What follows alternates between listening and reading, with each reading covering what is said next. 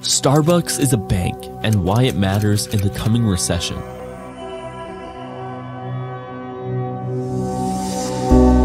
Starbucks has made it its mission to be more than just a coffee company.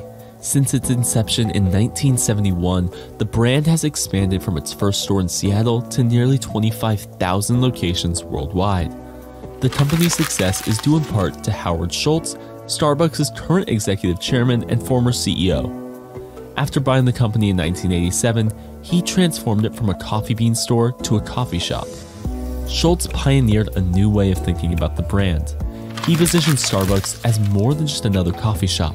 He made it into a modern-day third place, or a location beyond home and work where people could go to meet their neighbors and make friends. To that end, Schultz also realized that Starbucks could become so much more than an operator of cafes by offering customers an opportunity to bank with them. Stay tuned as we disclose how Starbucks became a bank, its role in the coming recession, and a loophole it uses to make massive gains from its customers. Remember, hit the like button, subscribe to the channel, and hit the notification bell to get updated whenever there's a new video on the channel. Starbucks banked with its customers before it became a bank. As Starbucks grew during the 90s and early 2000s, the number of shared spaces, which served a communal, social, inclusive role, were at a decline. Fewer malls, for example, were being built, and many sat empty or even forgotten.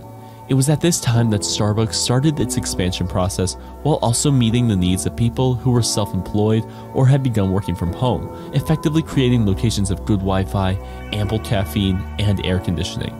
Starbucks has been a customer-oriented business for years, and they are known for a number of things, the topmost being cultivating relationships with customers, providing a buffet of some of the most exclusive coffee flavors to choose from, starting from the spiced carrot latte to a caramel mocha with Irish syrup, and finally, personalizing each cup with the customer's name, misspelled as they might be. Besides these reasons, Starbucks developed trust with its customers, thanks to its great branding, remarkable consistency, and yes, arguably, the taste of its coffee. This made it possible for Starbucks to achieve an almost cult-like following. Its coffee shops are frequented by celebrities and commoners alike, with more than 25 million customers visiting its stores each week.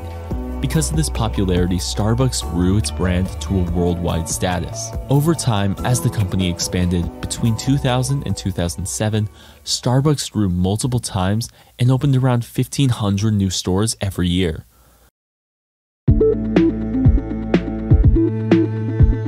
Starbucks grew so much that a phenomena called Frappuccino effect was observed. The Frappuccino effect is when real estate prices increase significantly when a Starbucks or any other outlet is nearby. The phenomenon has reportedly been noticed in many cities worldwide. In 2008, Starbucks experienced considerable difficulties. The Great Recession of that year led to a rapid fall in its price, and they had to shut down over 900 stores in various locations. It was a terrible period for the company, and they were in decline. But one action, however small, started a chain of events that eventually gave rise to the beloved Starbucks we have today. The return of Howard Schultz as CEO of Starbucks. Howard Schultz inherited the company's worst 3-month performance in its history and was tasked with guiding it back to its glory days. Schultz steered the company from its current crisis by prioritizing its founding principles of product quality and customer experience. In 2016, Howard Schultz resigned as CEO and became the executive chairman.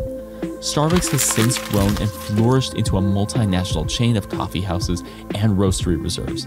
It became the world's largest coffee house chain. As of November of 2021, the company had 33,833 stores in 80 countries, 15,444 of which were located in the United States. The unconventional startup bank. The Starbucks loyalty card and app have been responsible for roughly 40% of the company's total sales, and today loyalty apps have revolutionized the food and restaurant industry. Loyalty apps allow users to easily accumulate points and get a free drink, meal, or discount. Rather than paying with cash or card, you get the option to add money to your Starbucks account. Then you can pay through the app on your phone, giving you twice the number of stars, which lets you redeem free drinks. With this process, Starbucks has become one of the most popular restaurant rewards apps in the industry. Currently, more than 27.4 million users are actively participating in the program, earning rewards for every transaction that they make.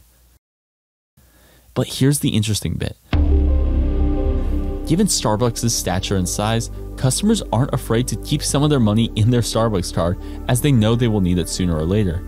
According to the Wall Street Journal, Starbucks' customers in America have about $1.2 billion in cards and apps. That amount exceeds the deposits held by Customers Bank and the Green Dot Corporation, which total $780 million and $560 million respectively. By the end of 2019, Starbucks' customers held a collective $1.5 billion in balances. This is significantly huge when you consider that more than 3,900 banks across the US have less than $1 billion in total assets, according to the FDIC. Starbucks still has a long way to go to catch PayPal, which boasts a whopping $13 billion on its customer accounts across the world. Starbucks' ability to build such a comprehensive payment and reward service is truly astounding. Even though customers can still exchange their money for coffee, it's a no-brainer that they unknowingly provide Starbucks with a $1.5 billion loan at 0% interest. There are a couple of ways Starbucks can use this money: invest money in the market, earning profits for free, or spending it on expanding. Either way, they get returns and both parties benefit. In some ways, Starbucks has the most to gain from this uncommon partnership as they discovered a loophole to push their profits even higher. About 10% of the customers' funds on the Starbucks app are usually forgotten, lost, and never retrieved. Experts call this leftover money breakage. According to Starbucks' annual report, the company has claimed millions of dollars in breakage revenue. Starbucks reported total breakage revenue of $710 million between 2017 and 2021. It's evident that this loophole has steadily pushed Starbucks' profits even higher. Now this begs the question, can funds in the Starbucks card be withdrawn for cash or just exchanged for coffee? Well, legally speaking, Starbucks isn't a bank. They just function like one, with only a few exceptions. Starbucks' balance cannot be withdrawn for cash like a real bank, only coffee and other Starbucks products. This allows the company to bypass financial regulation and use the deposited money however it likes. In simpler words, people who deposit money in a general bank can withdraw the money whenever they want. But with Starbucks, they offer coffee in exchange for money because that's the service they offer. They don't keep the cash ready for withdrawals like banks do, just coffee and Starbucks products in exchange for money. One of these such products is the Starbucks gift card, which can also be converted into coffee. For these reasons, Starbucks operates more like an unregulated bank than a typical coffee company. Starbucks' role in the coming recession. Starbucks is definitely a major player in the US and global economy, and they're indicators of what might be coming ahead in the future. So what is Starbucks telling us about the coming recession? During the Great Recession of 2008, Starbucks was one of the few companies to survive the rough seas, and this was due largely to the prudent management that guided them out of the red and into the green. Starbucks focused on customer service in order to make a quick rebound. Starbucks has successfully implemented its customer-focused service approach to the point where the business can survive the impending recession that everyone is so concerned about. It's not entirely dependent on Starbucks being a bank or the world's largest coffeehouse chain.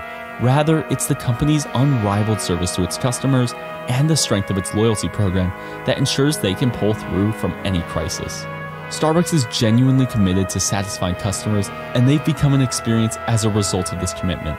The average Joe can't start his day without stopping by a Starbucks outlet. Even with the long queue, they're content to wait in line. Without a doubt, the majority of US companies, along with Starbucks, will most definitely take a hit to their revenue and earnings. But the million-dollar question remains, how hard will this hit be and how fast can they recover? With this strategy of customer-focused service, the coming recession will only prove to be a speed bump in Starbucks' way.